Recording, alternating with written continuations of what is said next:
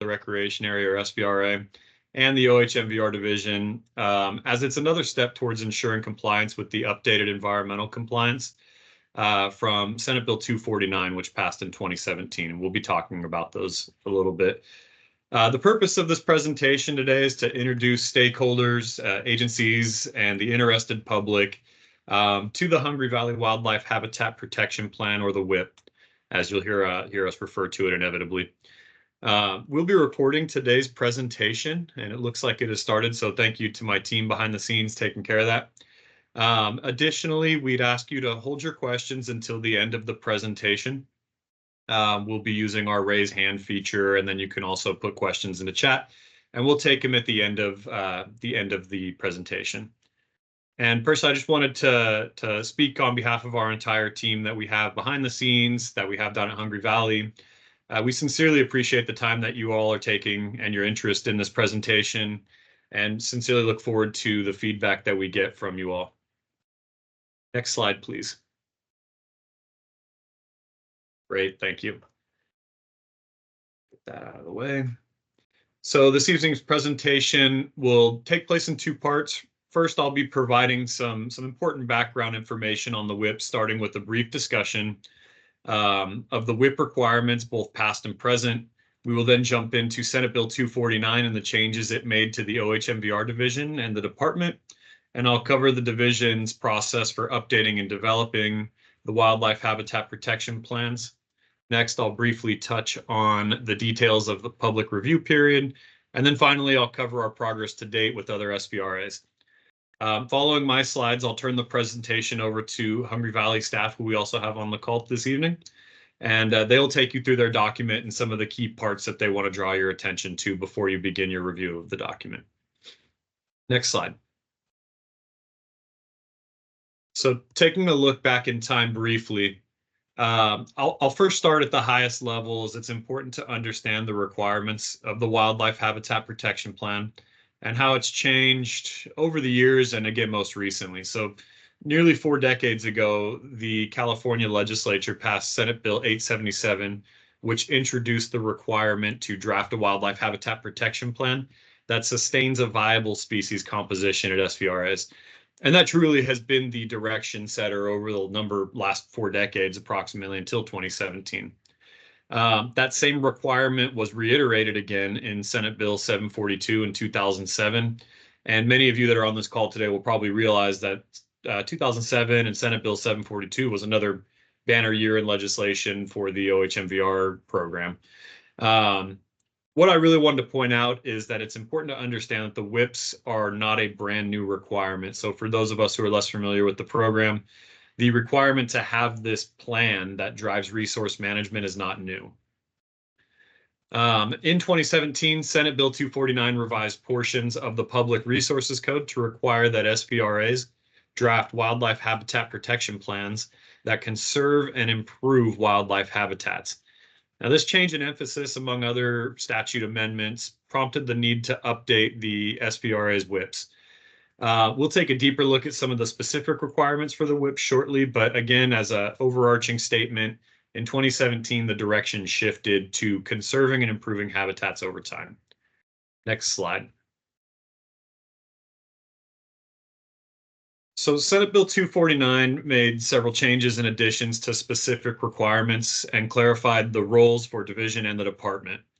First, Senate Bill 249 broadly aligned the division within the department to ensure consistency with the transformation effort that was happening at the time. Many of us on the call are familiar with the transformation effort. I won't go into that today, but only to say that through transformation, the important part to realize for the relevancy of this call is that the SVRAs began reporting through what we would call the district chain of command, as opposed to from the SVRAs to the OHMVR division.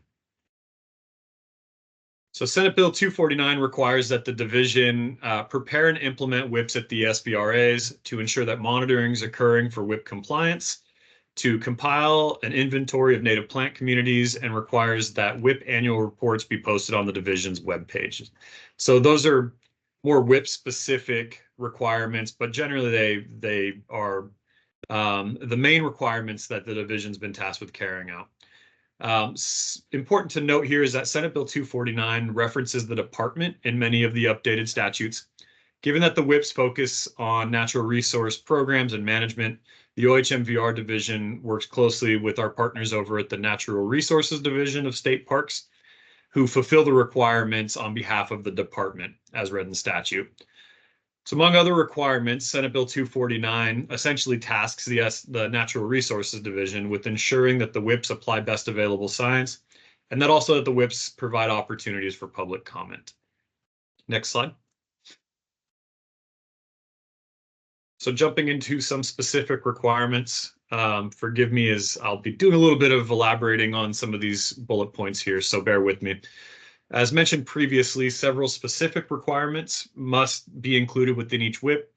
To ensure that the WIPs help fit within the context of regional conservation efforts, each WIP must be developed in consideration of state and regional conservation objectives. These can be thought of as specific area management plans, for example, maybe habitat conservation plans, maybe more statewide efforts. Our SVRA staff review these documents and try to use them as inspiration of sorts to try to craft their objectives so that the SVRA WIPs fit within the geographical context of conservation efforts that are going on. As mentioned previously, the overarching goal of each WIP is to conserve and improve habitats. The WIPs accomplish this by broadly defining conservation and improvement goals and creating more specific objectives to reach each of those goals. Next, each WIP must also contain an updated wildlife inventory along with an inventory of native plant communities. SVRA staff draw upon resources such as CDFW's or California Department of Fish and Wildlife's Natural Diversity Database, and then also utilize the last decade or so of wildlife monitoring that has occurred at the SVRAs to develop this inventory and an updated inventory of species at the park. Additionally, we'll hear from Hungry Valley staff how the SVRAs, with the help of Natural Resources Division staff, have implemented CDFW's Veg Camp monitoring protocol to compile and map vegetation communities at each SVRA. Veg Camp is the California standard for vegetation mapping, and you can think of these maps as being helpful in the SVRA's crafting well-informed objectives. We want to conserve and improve certain vegetation communities. We now have these very high quality maps that we can use to help visually represent improvement and conservation over time. Next, each WIP must describe the monitoring that will ensure the efficacy of the management actions that are being implemented to protect and conserve natural resources. The monitoring results drive the adaptive management feedback loop. Each WIP must apply the principles of best available science throughout its development, which goes beyond just picking specific monitoring methodology. This requirement substantially raises the rigor in which the plans are prepared. The Natural Resources Division developed the best available science guidelines for the department to ensure that there's a defined standard for the SVRAs to refer to, essentially setting the bar on what is been determined as the best available science to implement.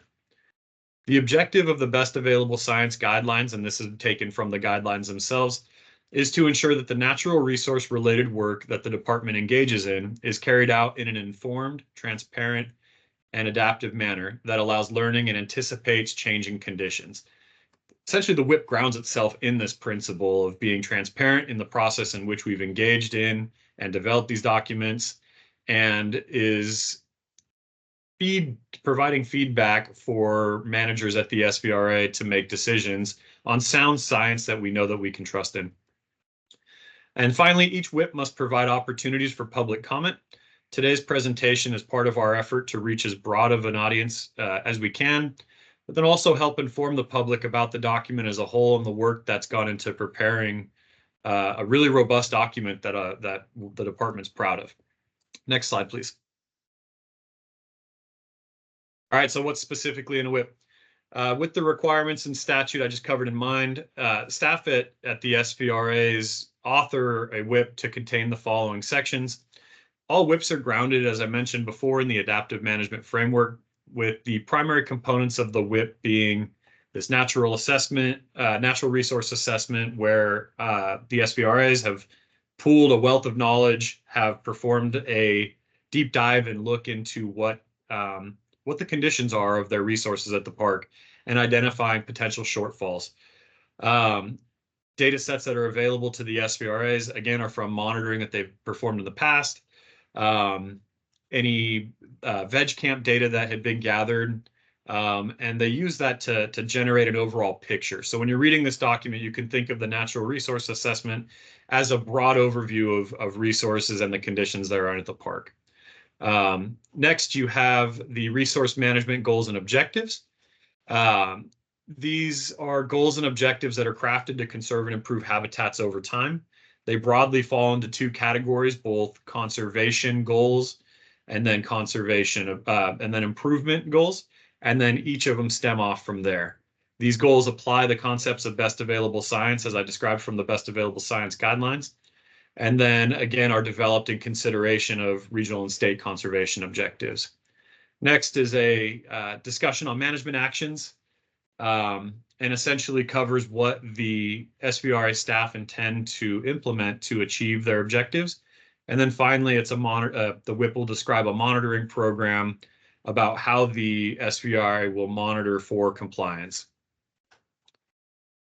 Ultimately, what we want you to take home is that this document is the means to protecting the SVRA's natural resources and to ensure that the beautiful places that people like to come and recreate will remain that way. Next slide, please.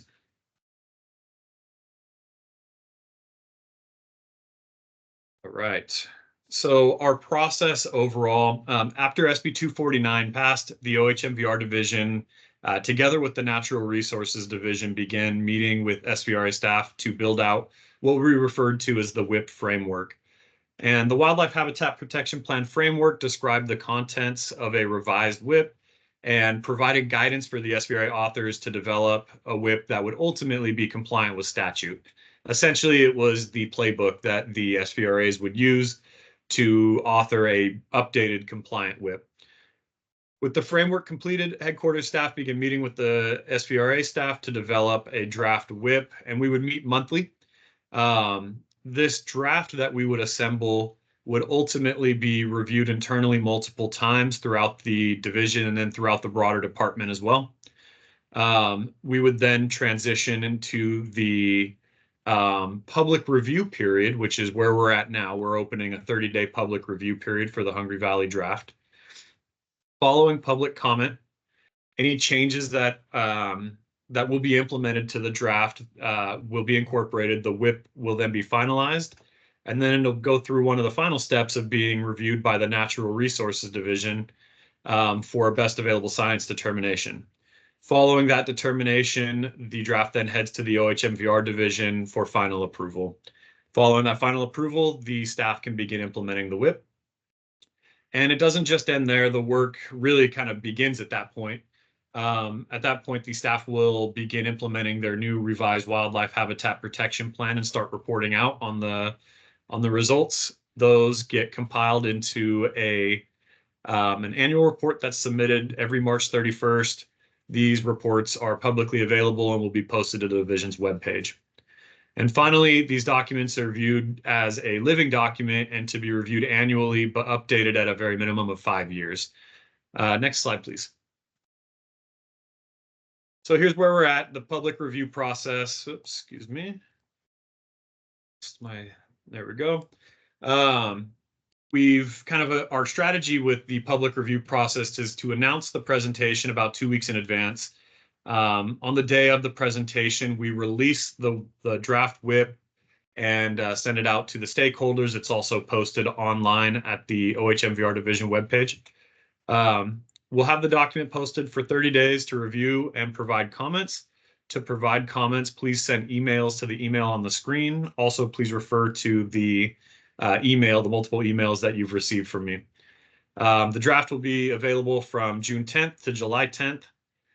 Following our review of the comments, we will compile them, do a tracking log, review, and document how the comments are or are not addressed. Next slide. Just a quick update on our progress to date in 2022. Some of you will remember that we completed and adopted the Prairie City, Heber Dunes, and Clay Pit SVRA WIPs. In 2024, we anticipate obviously Hungry Valley wrapping up. We also intend to be bringing forward Hollister Hills, Oceano Dunes, and Onyx Ranch in the very near future. So keep your eye out for more emails from me. Apologies in advance for that now. And then in 2025, we anticipate Ocotillo Wells and Carnegie SVRAs to be finalized. Next slide. And with that, I just wanted to make a couple of quick acknowledgments for the NRD and OHMVR division headquarters staff who've worked very hard to help get these drafts put together. Specifically, Ron Melser with Natural Resources Division has been instrumental in providing some of the basis of the best available science guidelines. His staff who have worked on the Veg Camp, Leah Gardner, Melissa Patton, thank you guys for your help there. And of course, my hat's off to the SVRA Resource Program staff who have worked diligently to make this effort happen on their end. It's definitely a partnership between our work at headquarters, but their work getting this done in the field. So certainly my hat's off to them. Also appreciate the work that the environmental compliance unit here at Division have put in. Thank you all for your work. Specifically Shane for helping put the presentation together today and to host this virtual space. So thank you all very much. Next slide, please.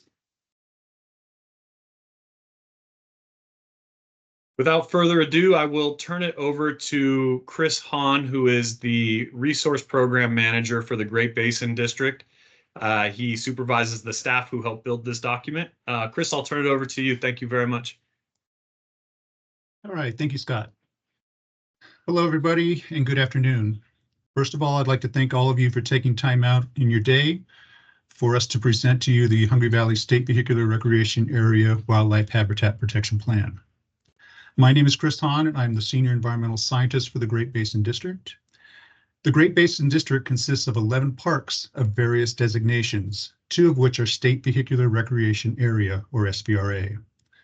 Hungry Valley SVRA is approximately 20,000 acres, has 130 miles of off-highway motor vehicle trails, 11 campgrounds, and 200 campsites. It's one of 9 SVRAs run by the Off-Highway Motor Vehicle Recreation Division of California State Parks. Hungry Valley's environmental scientists, AJ Heredia and Jesse Banana, will be presenting you the Hungry Valley WIP. This has been a 2.5-year process supported by program managers and environmental scientists throughout the state. AJ and Jesse have been with Hungry Valley for about 5 years as environmental scientists. AJ graduated from UC Santa Cruz with a degree in environmental studies and started his career with state parks at Ocotillo Wells SVRA. Jesse graduated from Tennessee Tech University with her PhD in environmental science with concentration in biology, and literally drove from Tennessee out to California to start her state parks career.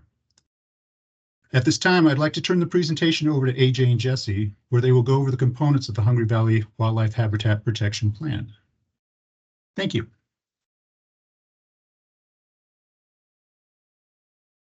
Thank you for that introduction, Chris. My name's AJ, and this is my colleague Jesse.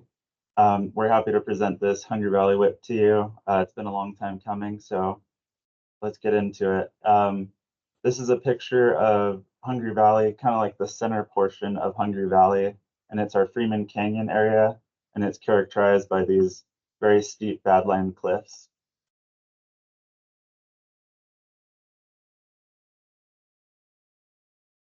All right, so today we're going to talk to you about the WIP, and we're going to go through chapters 2 through 6 of the document. We're going to start with chapter 2, the Hungry Valley SVRA setting and natural resource assessment. So Hungry Valley is situated between a lot of big cities. We've got Kern County to the north, and the major city would be Bakersfield. All along the east and south are Los Angeles County and the Los Angeles County cities, and then we have to our southwest would be the Ventura County cities, and we can absorb off-highway vehicle recreation from all of those areas as well as all over the state and country. Hungry Valley sits at about 3,000 feet on the south end and goes up to 5,000 feet on the north end. Climate at the park ranges anywhere from over 100 degrees in the summer to below freezing temperatures in the winter. Usually the summer hovers around 90 degrees, and in the winter it's hovering around 54 degrees. We do get snow at the park, and it's always nice to have that snowpack every once in a while. So some major land use areas around the park. We have Los Padres National Forest to our west. To our southeast, we have Angeles National Forest, and to our west, across Highway 5 freeway, is Tejon Ranch. And then we have some small parcels of Department of Water Resource land on our eastern border.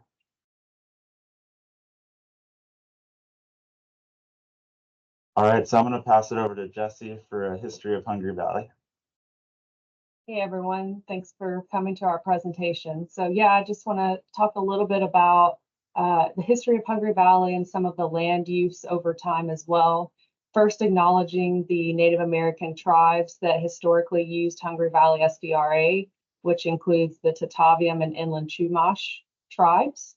Around the late 1700s is when European colonization began to occur, and this sort of pushed out the Native American tribes in the Hungry Valley area as people started to take up residence and homestead during the 1800s. Because people were homesteading and setting up locations where they were staying more long term, this required things like oil pipelines and roadways, which started to be installed around the early 1900s. And during this time, again, with more people spending time in the area that's now Hungry Valley, they were already recreating, but in an unmanaged way, mostly through hunting as well as OHV recreation around the mid-1900s. In 1978, that's when California State Parks officially acquired the land, and a couple years later, in 1980, this area was formally established as Hungry Valley as an SVRA.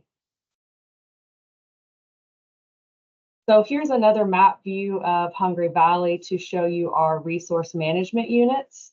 And resource management units are basically ways that we've kind of sectioned off the park based off of unique land type, unique habitat that might be there, the way that it's already maintained or managed. So that way we can kind of have these manageable sections of the park to focus on certain natural resource management activities.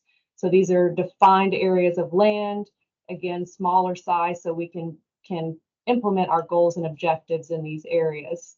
And these are things that have been around management units for a while, but with the new Senate Bill 249 that Scott mentioned to you, these have really been now standardized and memorialized as management units for Hungry Valley. So as you can see in the different colors here, we have a total of 11 different management units. Ranging in a bunch of different sizes. And I'm going to talk to you about 4 of those that are all very different, just to give you a representative view of these different management units at Hungry Valley. And the first one we will describe is this one here, encircled in red. This is the open riding area. It's kind of this light pale orange color. Okay, so here is a photo view of the open riding area management unit.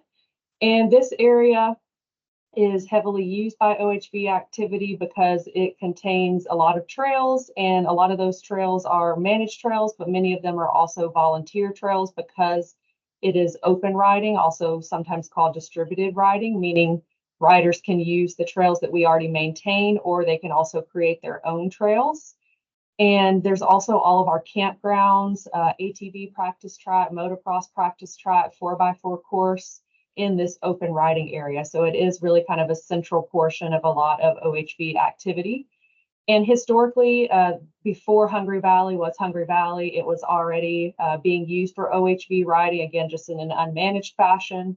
And there was also a lot of homesteading with ranches and grazing that occurred in this open riding area as well.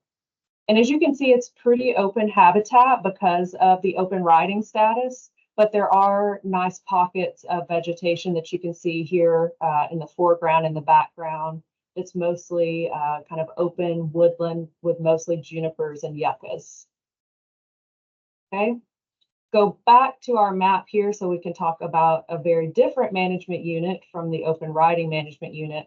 This is our Oak Preserve management unit, which is the smallest of all. It's about 60 acres in size, so it's the little red triangle that you see circled there. So this management unit is, again, quite different from the open riding management unit because it is actually the only area in the park where we don't allow OHV activity because it is a natural preserve. It has that status, so it's only open for people to hike in. So it's only open to foot traffic. So this picture that you see here is kind of an outside view of the Oak Preserve. If you look in the background, these are all of the really large valley oaks, as well as some pinyon pines that are up on the hillsides and kind of intermixed within. So this has a really unique vegetation community that we don't really see in many other places. So we really want to protect this area because of that. Also because it has significant cultural factors as well, because it was used for Native American gatherings. So this is a really important natural and cultural site. And there's also a Maxey Ranch historic site that's been used for homesteading for a long time as well. And again, the vegetation is one of the things that really makes this unique. Not only do we have valley oaks, but we also have some riparian vegetation because there is a spring that kind of runs year round in this area. So we see a lot of unique vegetation, a lot of vegetation communities kind of coinciding in this one area. So it makes it really important for us to protect this, and this has a different form of recreation. Just wanted to also show you another picture of this. This is inside the Oak Preserve, so we were kind of looking out of that management unit at the beginning, kind of from the outside in. This just goes to show you all of the different vegetation. You can see a lot of willows, which is part of the riparian vegetation here in the foreground, and some of our really large valley oaks in the background. So a really unique vegetation community. All right, our next management unit to talk about is Quail Canyon Management Unit, which is the one here kind of in a darker orange color. So this is also a very unique management unit, different than the two I just talked about, because this management unit has a motocross track and a Grand Prix track for people to come use for special events and activities. So this is a very popular site for those types of events. You can see it has a very large parking lot here, and then this is the motocross track over here. So very popular for special events, and a lot of people will rent this area to host their special events.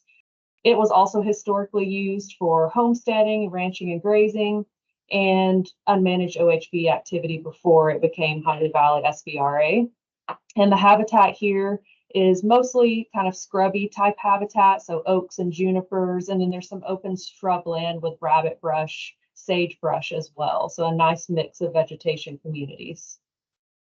Okay, one more management unit to show you all, which is our largest management unit, the Hungry Valley Canyon Country. And AJ already kind of gave you a preview of this with that very first photo at the beginning. And here's another nice shot of the Canyon Country Management Unit. So as the name implies, this area has very steep canyon walls, and this is kind of in the central portion of our park. So riders can't really ride on the canyons, like the cliff faces. They're too steep and there would be too much erosion. So most of the riding here takes place in the valley floors and the sandy washes that run through these canyons. And this is also a very culturally significant site that Native American tribes use this area a lot. And it was used for homesteading and OHV recreation as well before this was a park. The unique geology makes this a very different management unit because of these very steep canyon walls and cliff faces. The geology is very unique in this part of the park. And here our habitat is kind of similar to what I've been describing, that open woodland, kind of scrubby chaparral habitat with junipers and yuccas in the canyon country. And with that, I'm going to turn it over to AJ for the natural resource assessment. Yeah, so Scott touched on this earlier in his presentation. The purpose of this natural resource assessment is to get a baseline of vegetation and wildlife inventories. We want to know what our sensitive resources and wildlife movement are in the park. We want to know any invasive species of concern that we can actually control and tackle. And this also helps determine conservation issues to consider. This is also the first step in the adaptive management loop. And this is really this is to showcase all of the really cool resources that we have at the park and really what the WIP encompasses and what we're trying to protect. And this is a little collage of a few of the different species of wildlife at the park. So Scott touched on this a little bit. The WIP has taken on a few different iterations over the years, where in the past we were more concerned with species inventory. Now we're more concerned with focusing on conserving and improving the habitat through goals and objectives, and that will in turn support the wildlife. We do have a robust 27 years of monitoring at Hungry Valley, and this was taken in large part by our senior environmental scientist, Chris Hahn, and his predecessors. We have done everything from winter and spring birds, where we're doing in-person surveys, as well as ARU monitoring, which are automated recording units, or some acronym that fits that. But basically, they're recorders that we set out all over the park to record bird songs and sounds, and we send that off to a contractor. We've done reptile surveys in the past, and we currently do incidental surveys on the Blanesville's horned lizard, which is a species of special concern. We've done small mammal trapping. We still do large mammal photo traps. We do bat monitoring with mist nets and acoustic monitoring. And we've done a variety of different vegetation monitoring in the past, and will continue on in the future. We like to collaborate with a lot of outside institutions and universities. We just feel like that really helps close the data gaps that we have at Hungry Valley, and just further develops the data that we have, as well as keeps up with best available science. Here's a shot of Hungry Valley with snow. Like I told you guys, we get snow just without the text. And yeah, it's always a really pretty day when the storm clears and we have this blanket of snow left. Just a quick stats slide. Hungry Valley is very diverse. We have a lot of different habitat types, and these are just some main ones. We also, as you can see, have a lot of different diversities amongst the taxon. And yeah, this is just what we've kind of seen in the park. We have lists that go back into like the 90s and 80s that we haven't confirmed that are still in the park, but these are all of the species that we have confirmed and yes, still see. And here's a slide without the text. This is Hungry Valley in bloom. This is a particularly good California poppy year, and yeah, it just turns the park ablaze with orange. All right, so we wanted to kind of show you guys some in the field photos, kind of like on the ground level, what we really enjoy doing and what we do. This is Jesse and I with a juvenile Blanesville's horned lizard.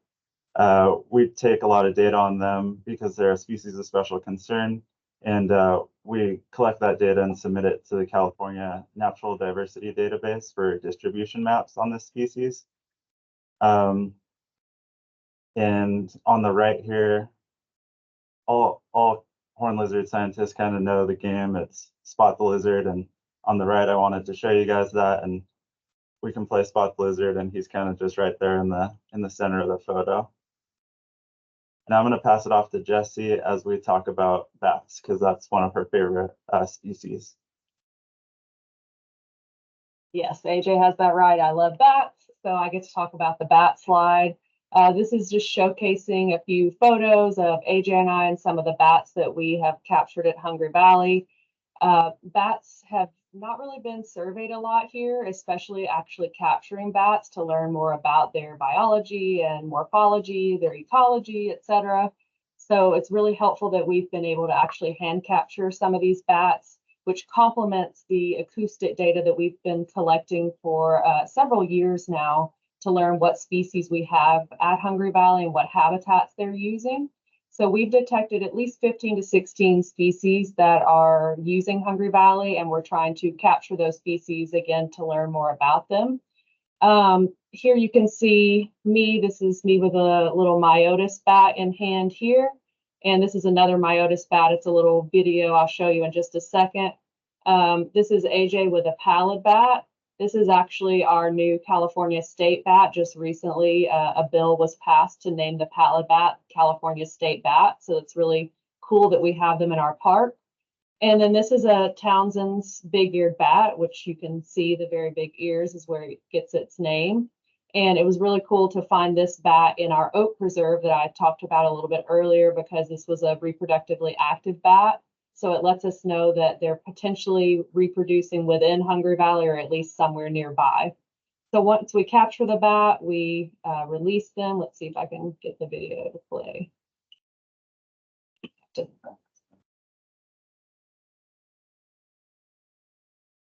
Sorry, technological issues. I lost my pointer. There it goes. So this is us releasing the little myotis bat. Takes them a second sometimes to decide to fly away, and then they fly back into the night. All right, passing it back to AJ. Just wanted to give you guys a little snapshot of the diversity of small mammal species we have here at the park. This is just a few of many. Top left here, we have the Merriam's chipmunk. Right here, we have on the top right, we have the agile kangaroo rat. Bottom right, we have the California mouse. And then on the bottom left, we have the little pocket mouse. Moving on to our large mammal species. This is just a snapshot of the diversity we have, but we have a big stretch from our mountain line here at the park, and we're working with UC Davis currently to try and color these lines to see their movement across Highway 5, which is a really cool project. Top right, we have 2 gray foxes. We've got our bobcat on the bottom right and our coyote on the bottom left. Hungry Valley is, yeah, just so diverse with plant species. Every spring we get a lot of really beautiful blooms, as you can see in some of these photos. On the right here, Jesse and I are following a fire. About 6 months after a fire, we were looking for any invasive species that came in either through dozer lines or whatever sort of mechanical tools, and we found blessed thistle on one of the dozer lines, so we're doing some invasive plant removal. So this is kind of just to show the contrast between vegetation mapping. This is on the left from our general plan from 1981. It kind of just lumps the vegetation communities together in like this really broad category. And on the right, we have our veg camp that was completed in 2022. And you can really see the differences in the fine detail of defining the park into different communities of vegetation.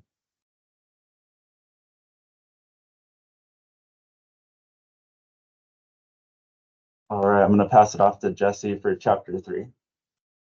Yeah, so chapter 3 really gets into the meat of the document because it starts to develop all the goals and objectives of our WIP. So there were a lot of things that we had to consider when creating these goals and objectives, and a lot of that was everything that we've pretty much presented to you up until this point. All of those things that we talked about, the natural resource assessment, the management units, all of our inventories, all of those things were considered when developing our goals and objectives, as well as some of the things that we've kind of already mentioned that Scott talked about at the beginning. The Senate Bill 249, again, mandating us to conserve and improve habitat. So all of our goals and objectives aim to conserve and improve habitat to benefit the wildlife, and they all use best available science. And when we were creating these goals and objectives, we had to make sure it was something that we could accomplish at Hungry Valley. So we made them SMART goals and objectives, which means that they're very specific. It's something that we can measure, usually through some form of monitoring, something that we can achieve in a reasonably easy way, something that's realistic, and something that's timely. It doesn't take a super long amount of time for us to accomplish. Again, considering the staffing power, there's only a few environmental scientists here that are kind of implementing these goals and objectives, and it's a very big, almost 20,000 acre park. So also taking into account, again, the management units, everything that we've inventoried and understood with our natural resource assessment, as well as the consideration of other state and regional conservation objectives in the area, just to kind of see if we're lining up with what's going on in other areas around Hungry Valley.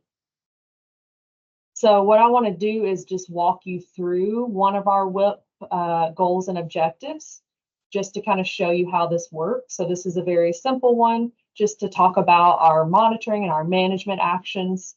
So this is in the vegetation category, specifically conservation of vegetation. So our broad kind of overall goal with this is to conserve sensitive vegetation communities at Hungry Valley SVRA. And then to get more specific, that's where we get into our objective. And this objective is pertaining to the Valley Oak Groves. I talked to you about that a little bit when we talked about the Oak Preserve Management Unit. We also have one other management unit, the South Oak Grove / Kenyatta, that has Valley Oak Groves as well. So again, thanks to the very detailed veg camp data that AJ just showed you on the map, we were able to calculate how many acres we have of this Valley Oak Grove community. And it's 27 acres of the Quercus lobata. This is the scientific name, Alliance. So we want to protect all of those from OHV activity and make sure our target is to maintain those 27 acres with no net loss through 2027. So that is our target and our objective. So that brings us into the next chapters of the document of our WIP, kind of combining chapters 4 and 5 here that talk about management actions. So how we are managing with these goals and objectives, and then how we're monitoring that our management is successful. So if we kind of stay with that same objective that I just talked about of protecting the 27 acres of Valley Oak Groves, these are our management actions listed here. So there's several different things that we can do to make sure that we're not losing this acreage of Valley Oaks. We can cage the young sapling oaks to try to protect them and increase recruitment. This is also, again, these are areas where we don't allow riding within the Valley Oak Groves themselves. So we want to make sure that there's no trespass, no trail creation that's happening in those areas that would damage the oak trees. There's also some California Code of Regulations that we can implement. The specific one, 4306, is plants and driftwood. Just very summarized, basically says that within the park, no person can remove or disturb any tree, any plant, any type of vegetation in the park. So we can also use that as enforcement. And then we also can manage by removing any invasive species within this area that might potentially outcompete the native species like the oaks. So those are the management actions that we intend to implement to make sure that we're meeting this objective of protecting that acreage. And in order to make sure that's working, we need to have some sort of monitoring take place. So these are our monitoring goals that we're going to do to make sure that we're protecting the Valley Oak Groves.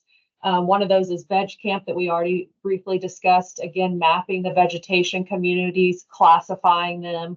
And again, that's helping us estimate the acreage and the coverage of these specific communities so we can protect them. And then we're also doing invasive species surveys. AJ mentioned that with the blessed thistle. So we use early detection, rapid response, or EDRR, basically trying to detect these invasive species early before there's a big outbreak so we can manage them and keep them out of these areas. And then also just general surveillance monitoring, checking in on these areas and make sure we don't have any OHV trespass into the Valley Oak Groves. So all of those are monitoring things that we can do to make sure our management is working. Okay, So then the last chapter to talk about is chapter 6, which is evaluating all of these things that we just talked about, our management actions, our monitoring, and adapting if we need to make any changes if it seems like our management isn't helping us meet our objective. So that goes back to the adaptive management loop or adaptive management strategy that we've mentioned a couple of times. All of these components of this loop we've already mentioned in this presentation. So if you want to start and kind of think about the management actions I was just mentioning to you with that objective, that example, we talked about, removing invasive species and caging the sapling oaks, preventing OHV activity. So those are our management actions. And then we do our monitoring, EDRR, veg camp to make sure that those things seem to be working and we're maintaining our valley oak groves at 27 acres. And then we evaluate that at the end of the year and see if we are for some reason losing valley oaks, what do we need to do? How do we need to kind of mitigate that? What are some changes that we need to make? How can we adapt our management to better meet our goals and objectives? So we always are considering the findings from our monitoring to inform any changes that we might need to make. And this also helps inform our natural resource assessment. Do we need to continue inventorying? Do we need to get more baseline data? How do we need to build on this to help us to continue adapting to inform those goals and objectives to make sure that we're meeting them? And then all at the same time using best available science, which is something that's continuously changing and evolving. So that's why we need to continuously also evaluate and adapt to make sure we're meeting our goals and objectives. All right, and now back over to AJ. All right, so as we continue with this WIP, it'll be a living document and it'll always be updated with best available science and any adaptive management process data that we've learned and we want to incorporate into the WIP. We're always going to do that because it's a living document. It's going to be officially updated every 5 years. And that's when we'll kind of really focus on like an official version of the new WIPs. But Scott touched on this and it'll just always be updated and continue to improve. So next steps are, we're currently in public comment that started today. It'll go for a month to July 10th. Email comments to the email address shown on the screen. It's also in the invite. After public comment, we'll move on to best available science review. And we anticipate finalizing this document later this year in 2024. It's been a long time coming. I said that in the beginning, and we're very excited to get on the ground and start implementing some of this work. It's been too long behind the computer writing this up, and we really want to get on the ground and really start the good work. I'll just leave you all with this. The importance of this work to the recreation is that it creates a very healthy ecosystem. It creates a very healthy park, and that in turn creates a very beautiful park with a lot of different animals and plants to see while you're out there riding. Jesse and I ride the park all the time. We enjoy it a lot, and we absolutely take pride in this park. And we want you guys to very much take pride in this park. Share it with your friends, share it with your family, share it with your communities. So that's really why we're doing this. Thank you for your time. If you guys have any questions, we'll take those now.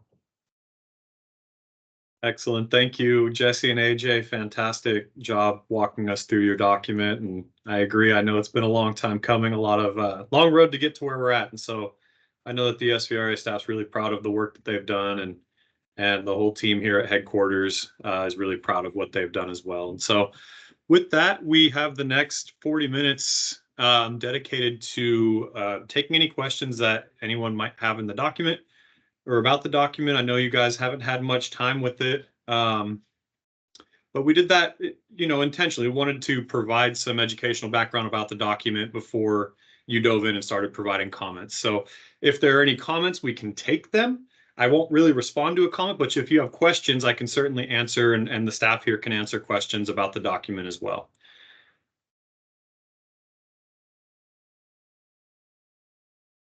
go ahead and use the raise hand feature if you have them.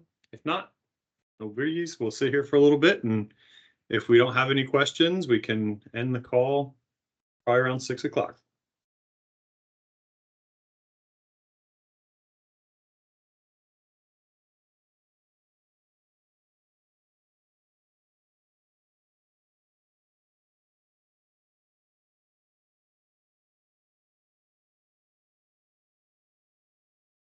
Hi, Scott. So I see we have a question from Dennis Buckley. Dennis Excellent. Buckley, I'm going to go ahead and allow your mic. Please unmute yourself and feel free to ask your question or make your comment.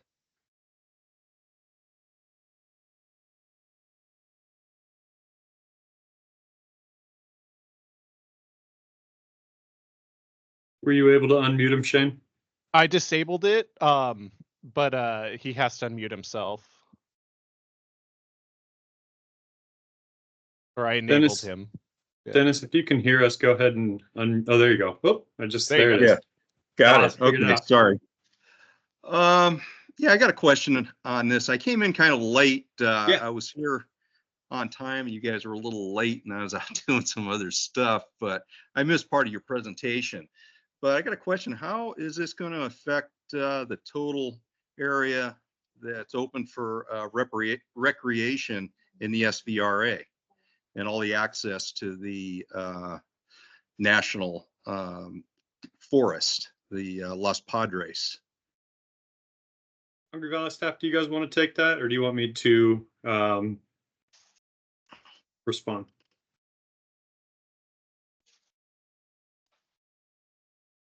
I think I can respond to that, Scott. And you can feel free to add to this, or anyone can. We don't anticipate it really affecting any access to most areas. One of our goals and objectives is to, in kind of a sensitive area, to close a few of the redundant trails, but not a lot. Other than that, there really shouldn't be any change to access, and even that is not going to prevent you from riding in those areas. It's just going to close off a small portion of trails that all lead to the same area. But other than that, it's not going to affect you entering the forest or recreating in the park. If anything, it's going to make the experience better by protecting some of those important areas. Yeah, that's one thing I'm concerned about, is it just the ability to get in different areas. And one of the changes they've made in, I don't know, the last 20 years or so is the access to things like Alamo Mountain coming off of Gold Hill Trail. And what they've done is they've taken that blacktop road, I guess that's Gold Hill Road, and they've made it, you got to be street legal. Now, my bike's street legal now. I've got a dual sport, but keep a lot of people out of there, having that road closed to green sticker motorcycles. Is there any chance you guys could change that and allow more people to access that that aren't street legal?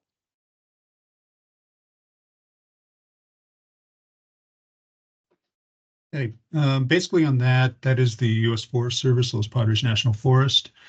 We don't have basically any authority on that road after the gates that go into the Los Padres National Forest. So we're hoping to work with them, and especially with our general plan that's coming up for approval here pretty quick, to maybe work with them and put in a Roadrunner trail that will go out to Piru Creek. But other than that, it's going to have to be a collaborative relationship between state parks and Forest Service to get that type of trail going forward. Yeah, that would be excellent to have something like that, because I know a lot of people can't get in there now. And personally, I've been riding. I used to ride up there with my dad back in the 60s and early 70s, and ridden up there with my children. And it's just something we've always done. We go up, ride Alamo Mountain, Snowy Trail, hit Gold Hill Trail to Tejon Trail over to Fraser, and we use the park, basically to access all that stuff.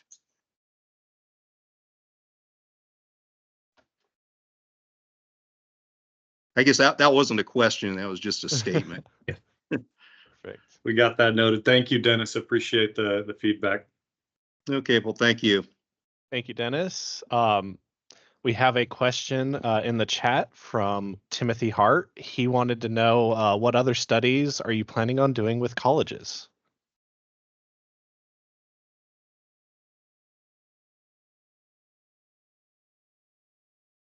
I don't think we have any, I was trying to think, I don't think we have anything specific lined up right now with colleges, but we have spoken with professors in the past, and AJ and I both really love to collaborate. So we're always open to that. But we don't have anything specific as far as collaboration with a college planned at this moment in time that I can think of. Can you think of anything?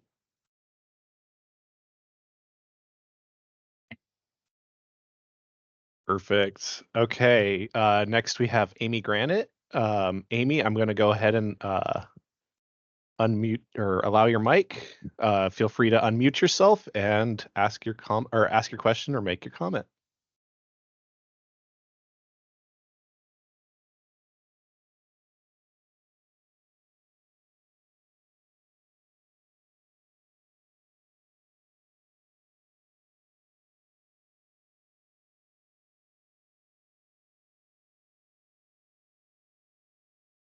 Are you there, Amy?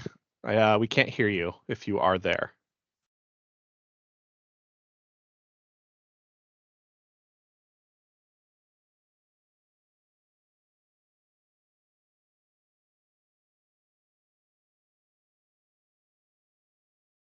All right, it seems like Let's take Mike's and then we can come back to Amy.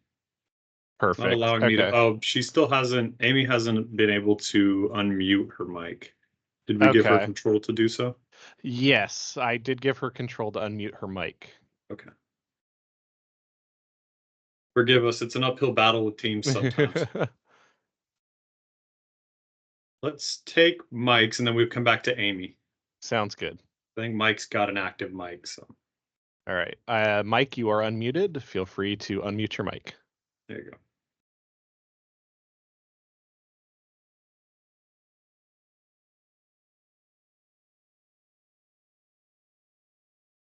Mike, are you there?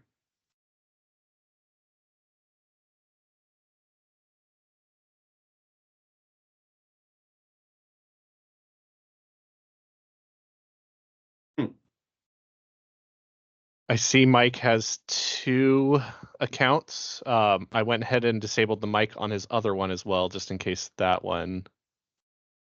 Go ahead and try again, Mike, if you can hear us. And a reminder, yes, you are able to type in your questions in the chat as well, and we will answer them that way.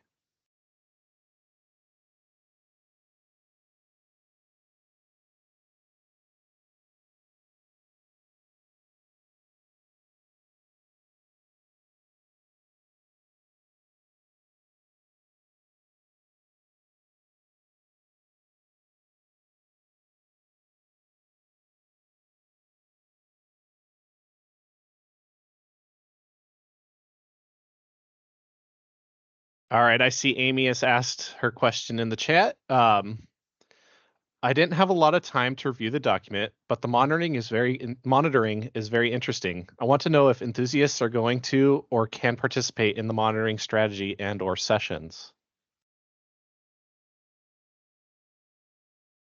So I think, Amy, maybe you mean like volunteering to help out with the monitoring.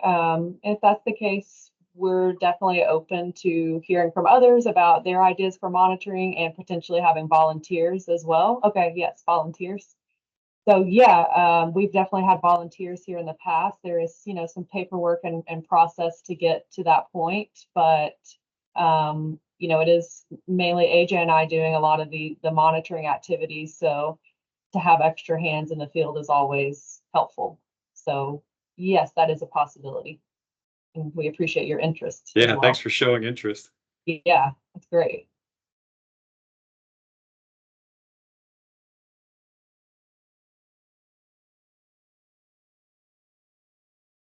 And apologies again for the technical difficulties for the people that are here.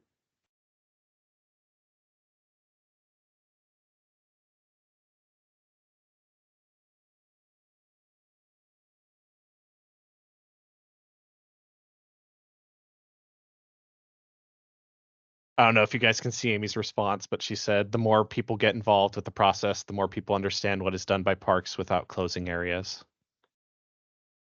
Yeah, I agree with you, Amy. I think, yeah, what we do, we want you all to take pride in as well, because it's all really very interesting. And Hungry Valley, you might not know it, but it is very diverse. And honestly, as a department, we could do better communicating all of our really cool projects to you all so you can really enjoy what we do. But yeah, we'll work on that more, definitely. That's a big intention of what we're trying to do with these opportunities for the public to engage in the work we're doing. It's important that not only is our work transparent, but we also engage with people who may be interested in the work and want to learn more about it. And so it's certainly important to us. All right, we have Mike's question coming through, it looks like. Yep. It seems like Mike is asking, do you have a map of the redundant trails you're proposing to close access to? We do not have a specific map that highlights the exact trails, but we do have a description of the area in the WIP in relation to that specific goal. This is an area that has a lot of trails that are going kind of all to the same place. And as Chris mentioned, we're updating our general plan, and that area is potentially going to change a little bit with that. So we're sort of getting ahead of that by closing off some of those trails that all go to the same area. It's our goal is, or our objective specifically, is only 1,000 linear feet of the redundant trail that we're closing. So it's not a big portion of trail or anything that's really going to alter the riding experience, put it that way. So we don't have like it highlighted exactly on a map. We're waiting to sort of finalize the WIP before we define the specific trail itself that we're going to close, but we have a general area where we're going to focus on that.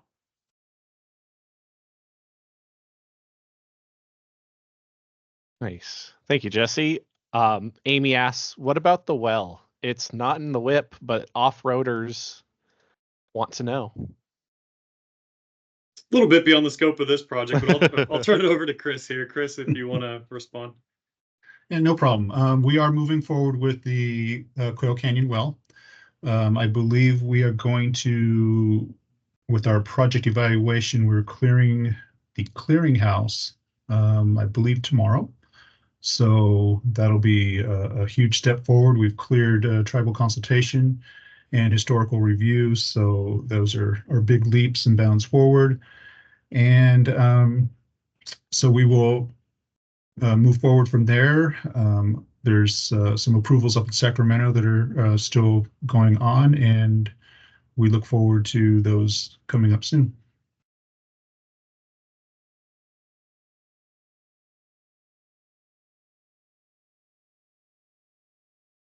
Thank you, Chris. We currently do not have any other questions. Again, you can type them out in the chat, or feel free to raise your hand and we can try and unmute your mic if you'd like to speak in person.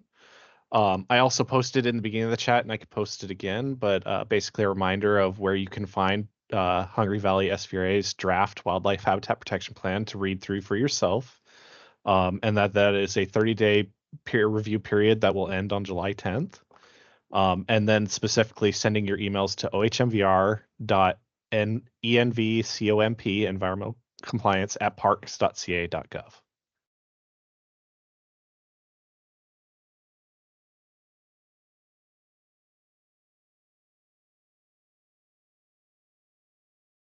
It looks like we have a possible question coming in pretty soon here.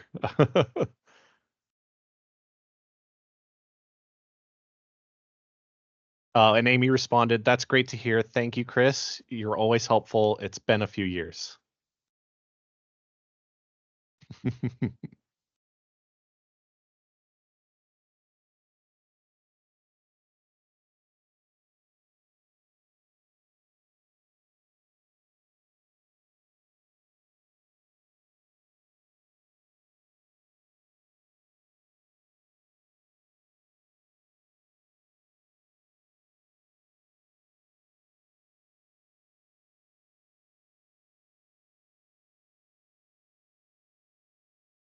All right, we have a question from Sarah from Commissioner Urania. She would like to know if there is a signage of where people can ride, like the Oak Reserve. Yes, we do have a lot of signage in the park. Definitely at the Oak Preserve, we have signage that indicates that it's not meant for riding. There's just a small area that people can access to hike in. But it's very clearly marked that there's no OHV activity in that area. And we have an amazing trail crew that's always helping us keep up with our signage in the park. If we find areas that we're experiencing trespass and we need to increase the signage or just replace signs, those types of things. Yes, we try to make sure there's signage that communicates that information. Oh, yes, and the Oak Preserve is closed with a gate as well, so.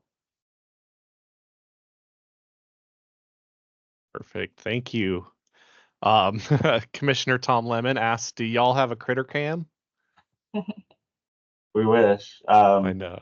Hungry Valley does not lend itself well to cell reception, so getting that out would be very difficult in some of the areas where the critters like to concentrate. But yeah, maybe we could do better at sharing some of the large mammal photo pictures and stuff like that.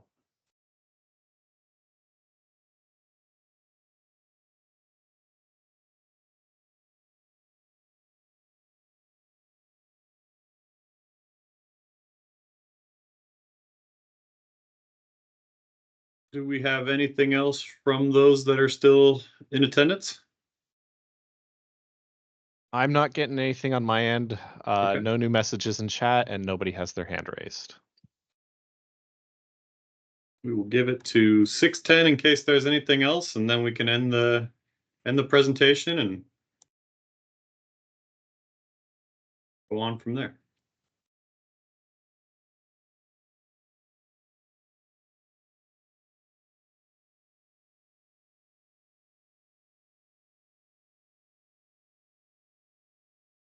You're welcome, Jerry. Thanks for joining us. Thanks, Tim.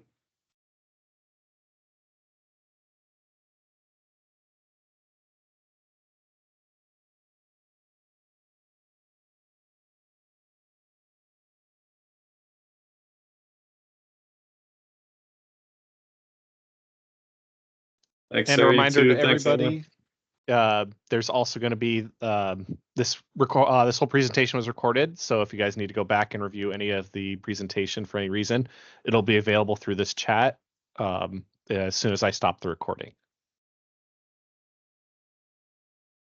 Thanks, Mike. Appreciate you being here. Well, with that, we will go ahead and end the presentation. Appreciate all who stuck in there, and thank you, Hungry Valley staff, for all your hard work on this. Sincerely appreciate it. Thank you. We appreciate it too. Thank you, guys. All right. Thank you, everybody.